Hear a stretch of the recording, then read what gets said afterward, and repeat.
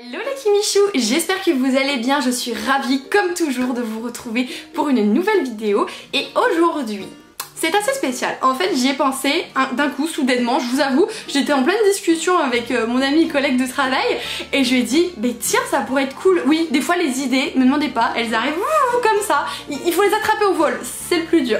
Et j'avais très envie du coup de vous parler aujourd'hui de 5 livres, 5 sagas, peu importe, one shot, ce que vous voulez, dont j'aurais aimé souhaiter qu'il y ait d'autres tomes derrière. Je vous explique, vous avez par exemple une saga de 4 tomes terminée que j'ai lu, et bien j'aurais apprécié un 5e tome, tout simplement. Donc je vais en traiter 5 aujourd'hui dans cette vidéo-ci, et je pense que si vraiment ça vous plaît, je le ferai peut-être chaque année ou assez régulièrement parce que au fur et à mesure où je vais en lire d'autres, je pense que ce sentiment va revenir davantage et c'est vrai que c'est toujours frustrant quand on en veut plus et que finalement on n'a pas ces petites choses en plus, vous voyez ce que je veux dire. J'espère avoir été assez claire et que vous avez compris du coup pourquoi vous êtes là devant votre écran aujourd'hui, parce que c'est vrai que c'est peut-être un petit peu atypique mais j'avais très envie de faire ça et j'espère que vous allez apprécier ce format-ci.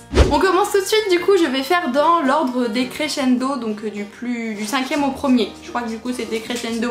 Mais quoique du coup si on parle du plus grand jusqu'au... Oh peu importe du 5e au 1er. En 5e position je classe donc celui-ci, à savoir Nos âmes tourmentées de Morgane Moncombe, publié aux éditions Hugo Roman. Dans cette histoire on va suivre notamment Azalée, qui est une jeune femme qui a quitté sa ville natale, qui a quitté sa mère pour se reconstruire puisqu'elle a vécu des choses franchement pas amusantes dans son enfance, sauf que malheureusement sa maman un jour décède et elle n'a nul autre choix que de retourner dans sa ville natale parce qu'elle doit remettre de l'ordre dans les affaires de sa maman, vendre la maison, etc. Donc son petit cucu doit retourner là où il était initialement. Que ce n'est pas si évident que ça, hein, et en plus pour couronner le tout, elle va retrouver ses anciens amis qu'elle a abandonnés, son ancien fiancé, et elle va tomber sur un voisin à tomber, hein, qui lui tourne autour et qui se cherchent l'un et l'autre mutuellement, sauf qu'ils ont tous les deux une psychologie très particulière et on va suivre du coup leur histoire. J'en ai déjà parlé dans un update, hein, vous connaissez ce bébé si vous êtes assez assidu de ma chaîne, mais c'est vrai que un autre tome n'aurait pas été de trop. Pourquoi? Sans vous spoiler, comme toujours, il faut savoir qu'à la fin de ce roman, vous avez notre héroïne Azalée qui du coup va devoir passer par un processus un petit peu particulier, un processus médical qui fait qu'on va suivre très brièvement sa psychologie après ce processus, mais ça va être extrêmement rapide, on va avoir un chapitre d'y dédié et je trouve ça vraiment trop dommage. Puisque tout le long du roman on suit sa psychologie et celle-ci va donc changer normalement après ce passage qu'elle a. Et j'aurais aimé voir ce que ça va donner. Je veux dire, vous pouvez pas en un claquement de doigts nous dire hop, elle a fait ça et maintenant ça se passe comme ça.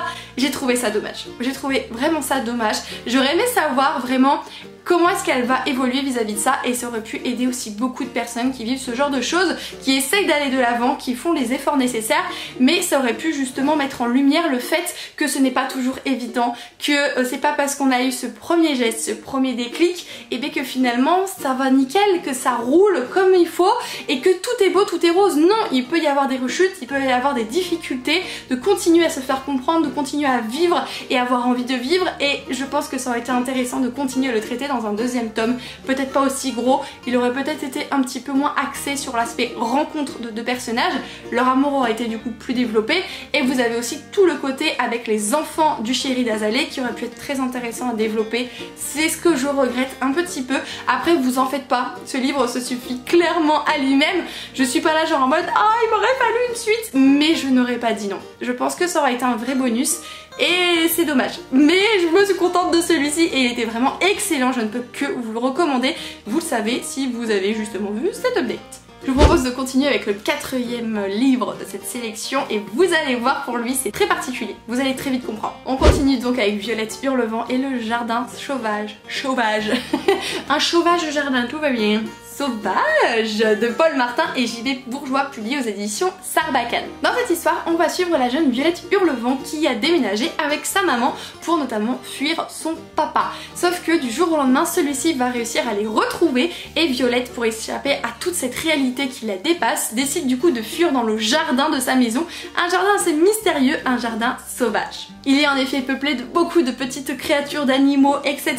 Et Violette n'est pas n'importe qui, elle doit résoudre leur plus gros problème. Est-ce qu'elle va y arriver? Est-ce qu'elle a les épaules pour? Voici du coup ce que nous présente cette œuvre. Il faut savoir que j'avais absolument adoré ce roman, mais genre totalement, et que j'avais rencontré notamment l'illustrateur et l'auteur au salon de Montreuil, et je leur avais dit que la fin ne me convenait absolument pas, mais je leur ai dit très franchement, hein. Et vous allez voir, je vais pouvoir vous lire notamment la petite dédicace qu'ils m'ont fait. Alors là c'est surtout Paul Martin qui a écrit, puisque du coup l'autre personne m'avait fait un dessin. Alors je sais pas si vous allez réussir à voir avec la luminosité, ça crée un peu du boudin, mais en fait c'est dessiné comme ça tout le long, tout simplement. Et je leur avais dit, comme je vous ai dit, que j'avais un souci avec cette fin, et pour pas spoiler les gens, on avait dit qu'en fait il y avait une scène de barbare, etc. Et du coup il y avait une demoiselle à côté de nous qui nous regardait genre, oh mon dieu mais je m'attendais pas à ça dans ce livre.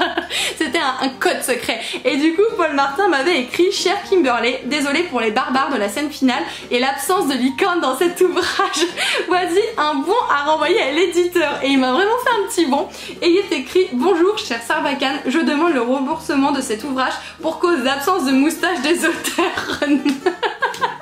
C'était une rencontre excellente, j'ai tellement ri avec eux, ils étaient géniaux. Et du coup quand je leur ai expliqué que j'étais frustrée de fou de cette fin, puisqu'en fait c'est une fin ouverte, une fin où vous allez pouvoir penser librement à ce que vous voulez, à comment est-ce que vous auriez pensé que Violette s'en sorte. Et j'aurais envie de savoir, je veux dire, vous pouvez pas me laisser le choix de est-ce que ça s'est bien passé ou mal passé.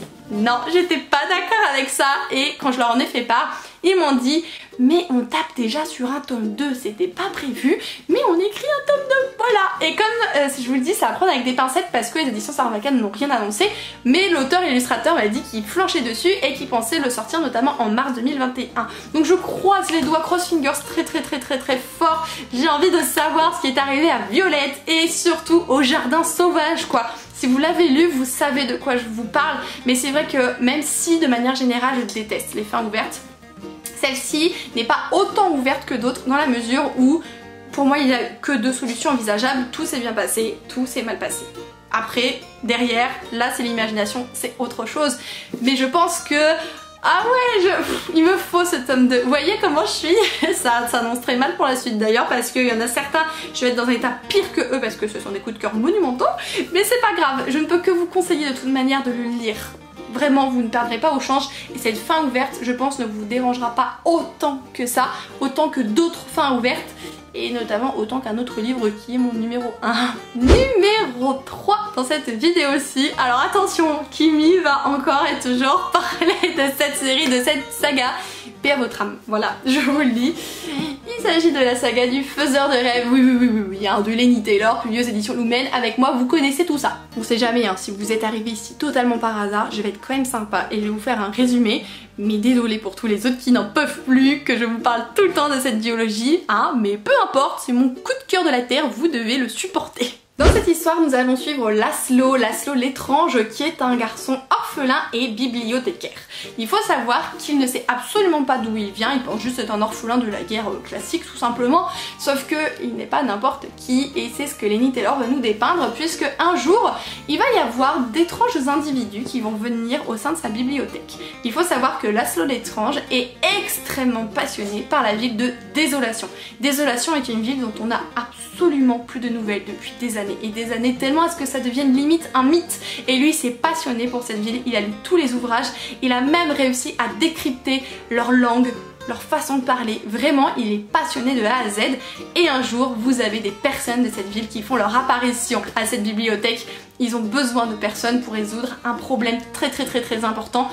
Et évidemment, Laszlo va faire partie de ce voyage. Il faut savoir que ce livre est bien plus que ça. Tout ce qu'il y a derrière, une fois que vous êtes à Désolation, oh là là là, c'est énorme, c'est énorme, c'est énorme. Donc je vais éviter de vous dire encore une fois que c'est un coup de cœur ultime de la terre, tout ça, parce que vous le savez que c'est le cas. C'est mon chouchou, choubi de l'amour, mon chouchou, mon tout ce que vous voulez. Sauf que, à la fin du tome 2, vous avez une fin qui mériterait un troisième tome. Oui, rien que ça. Alors est-ce que le fait que c'est un coup de cœur pour moi fait que je ne suis pas très impassible? C'est possible.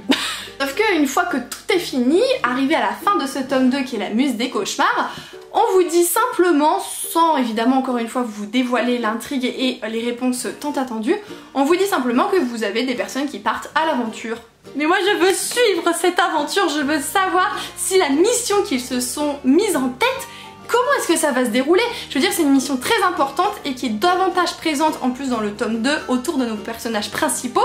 Et quand vous dites que finalement ils prennent ça à cœur, ils se rendent compte des choses et que la fin du tome on vous dit bah ils partent en mission, ils vont faire ceci, ils vont faire cela, mais moi je veux voir cette mission, je veux savoir qui ils vont trouver, comment ça va se passer, comment les révélations ils vont apprendre ça, est-ce qu'ils vont vouloir revenir, mais dites-moi, j'ai besoin de savoir. Alors je dois vous dire qu'à la fin du tome, Lenny Taylor a écrit quelque chose comme quoi qu'il n'est pas impossible qu'un jour il y ait un autre livre sur cette saga. Mais oui, mais oui, faites-moi un autre livre s'il vous plaît.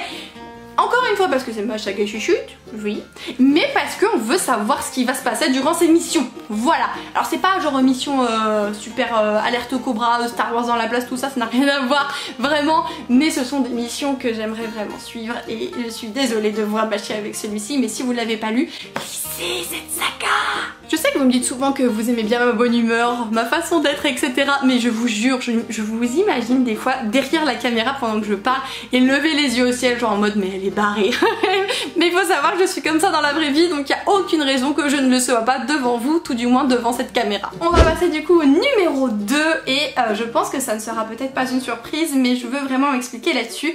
J'ai envie de vous parler notamment de la saga de la passe miroir de Christelle Dabos, publiée aux éditions Gallimard Jeunesse. Dans cette histoire, on va suivre Ophélie, qui est une jeune femme assez particulière. Elle a différents talents, elle peut notamment traverser les miroirs, d'où le titre de la saga finalement, et également lire les objets. Oui, je sais, ça peut paraître extrêmement abstrait, mais ça veut dire que quand elle touche un objet, elle peut voir son histoire, voir qui est rentré en contact et aussi du coup percevoir un petit peu les émotions à ce moment-ci de la personne qui était rentrée en contact avec l'objet. Le monde dans lequel vit Ophélie est assez particulier, vous avez différentes arches, ça peut être comme des pays dans un continent, ça peut être comme différents royaumes, etc. Donc là vous avez plein d'arches et elle vit sur l'arche d'Anima, sauf que les personnes qui s'occupent de l'arche d'Anima ont décidé qu'elle allait épouser un monsieur qui s'appelle Thorn et qui vient du coup d'une autre arche. On va donc la suivre dans cette aventure de mariage arrangé.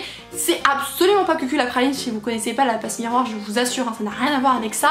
Et du coup on va la suivre une fois arrivée là-bas, comment ça se passe, qui est son mari qui est vraiment beaucoup trop bizarre, froid, fermé, tout ce que vous voulez.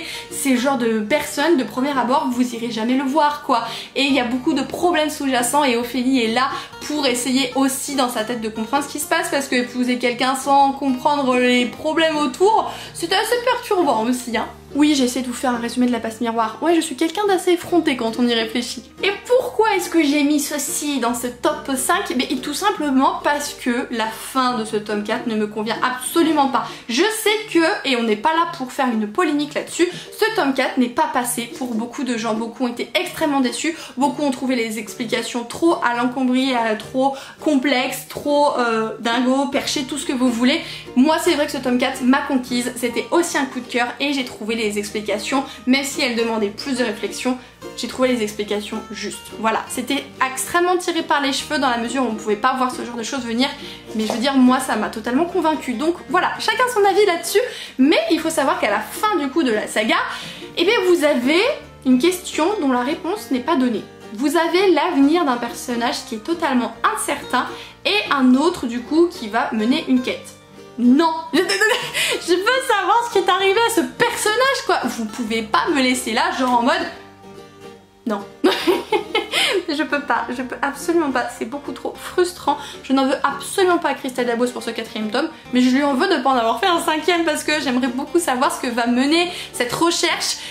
Qu'est-ce qu'il advient de cette personne? Je veux dire, ah ouais, c'est vrai que c'est quelque chose qui m'a un petit peu désolée, j'aurais beaucoup aimé en avoir plus. Mais de toute façon, quand c'est un coup de cœur, une saga, on en veut toujours plus, hein, clairement, on se fait pas d'idée. Quand on aime, on veut toujours plus, tout ça, tout ça. Mais si vous avez apprécié la saga et aussi le tome 4, je pense que vous serez du même avis que moi et qu'un peu plus encore ne vous aurait absolument pas gêné. Bouge ton bout, la droite. On est bon. J'ai donc fait un léger décalage de fesses vers la droite puisque ce livre-ci je ne l'ai pas actuellement dans la bibliothèque, je l'ai prêté à ma petite sœur et si vous l'avez lu, je pense que vous attendez que je vous le mette dans ce top parce qu'on ne peut pas y échapper. Il s'agit de Wilder Girls de Rory Power, publié aux éditions Robert Laffont. Dans cette histoire, on va suivre un pensionnat de jeunes filles qui est vraiment sur une île où autour il n'y a que de l'eau.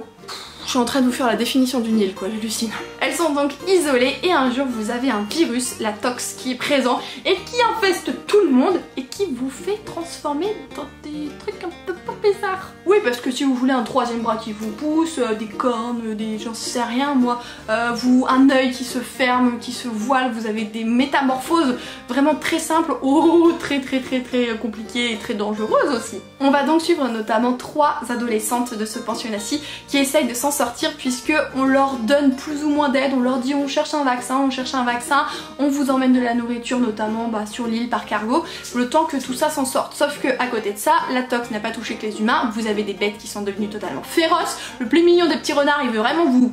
Voilà, tout simplement. Et en plus de ça, la tox, vous avez différentes étapes dans celle-ci puisqu'à chaque fois vous avez des périodes où vous allez... Alors je connais pas le terme exact, c'est pas muter mais ça va évoluer et ça peut vous donner des séquelles supplémentaires, c'est extrêmement douloureux et vous pouvez tout simplement en mourir quoi. La tox peut vous tuer et beaucoup de gens sont déjà morts. Voilà un petit peu dans le contexte dans lequel on est, donc je sais que pour tous ceux qui sont très angoissés et stressés par le coronavirus, c'est pas le livre que je vous conseille.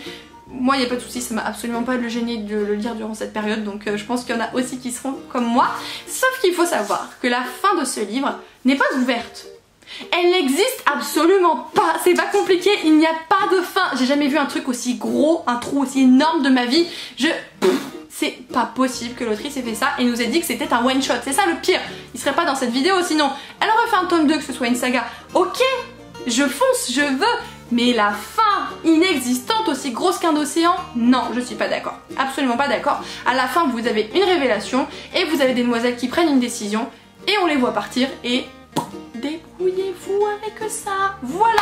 Donc les fins ouvertes, c'est frustrant. Les fins inexistantes, ça ne va pas. Et j'espère qu'un jour, l'autrice va prendre vraiment le taureau par les cornes et va décider de continuer ça parce que la plupart des défauts que les gens énoncent par rapport à son livre, c'est vraiment ça. Vous avez certaines personnes qui n'aiment pas parce que c'est un style particulier avec le virus et tout ça. C'est vrai que ça passe ou ça casse de ce point de vue-là. Mais si vous appréciez, l'écriture va être géniale, vous avez passé un excellent moment et il n'y a que la fin qui va vous faire tomber des nues. En fait moi je m'y attendais absolument pas, c'est-à-dire que j'avais conscience qu'il y avait une fin ouverte et que c'était dommage, mais qu'elle était inexistante, non je savais pas. Et bien voilà les Kimichou, cette vidéo est à présent terminée, j'espère que celle-ci vous aura plu, en tout cas moi j'ai beaucoup aimé la tournée, j'ai peut-être un petit peu plus bégayé que d'habitude, mais c'est la chaleur et puis mon ventre il fait graou parce qu'il est 14h et c'est pas mangé pour vous tourner la vidéo. Mais peu importe hein, mais il est petit puisque là j'y vais aller manger et du coup je suis très contente. N'hésitez pas à me dire si vous voulez du coup que je refasse un autre épisode ultérieurement quand j'aurai des livres à vous mettre dans ces catégories-ci, et si vous avez des livres sur lesquels justement vous auriez aimé avoir davantage de tomes ou au moins un autre tome, n'hésitez pas, je serais très curieuse d'en parler avec vous en commentaire.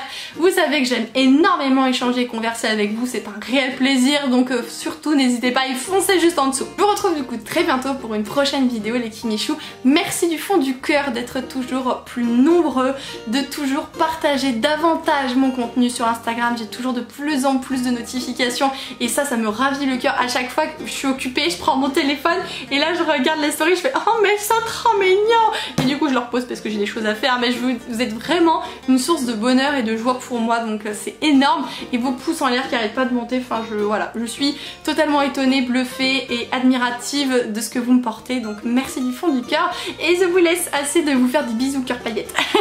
Je vous retrouve du coup dimanche pour notamment un unboxing de colis, j'espère que vous serez au rendez-vous, je vous fais tout plein de gros bisous les Kimichou, prenez soin de vous, ciao ciao.